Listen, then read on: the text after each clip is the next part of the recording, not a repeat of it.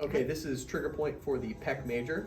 So the pec major's origin point is at the sternum and at the proximal 1/3 of your clavicle here, and also on some of the ribs. And it's going to go ahead and insert onto the intertubercular groove of the humerus.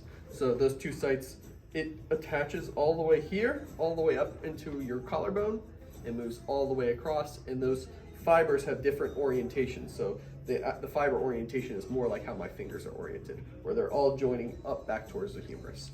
So in order to fully stretch this muscle, we have to know its action. So it's a primary internal rotator of the shoulder, it adducts the shoulder, and the upper portions of the pec also flex the shoulder. So we're gonna do the exact opposite of that. So I'm gonna go ahead and have the patient lying prone when I do this procedure. And if it's a female, go ahead and have them protect their breast tissue and tell them exactly what you're gonna be doing. Kristen, I'm gonna be working on the front side of your shoulder here. This is kind of close to some of your private areas. So go ahead and just protect yourself here. And if you feel uncomfortable at any time, you let me know. Okay.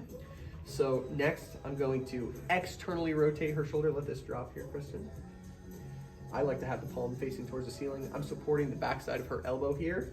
And then I pinch along the front side of the pec and the back side of the pec. So I'm doing like a pinch grip technique. And I take her in and out of this range of motion here. And I'm trying to get her into that deep stretch position as much as I can. And if their shoulder blade is not in the right place, or you feel like you're not getting their arm into enough of that abduction or movement backwards and some extension, I kind of tuck her shoulder blade here. And that helps get her scapula in a better position so that I can get a little bit deeper into that stretch. And so I'm working along the front side here. You okay with this, Kristen? Mm-hmm. Yeah. Yes.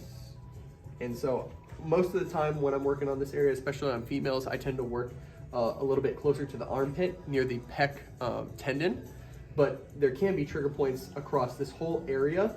I just try and be mindful of females' tissue. So I tend to avoid getting too deep in these areas where it might be considered too private.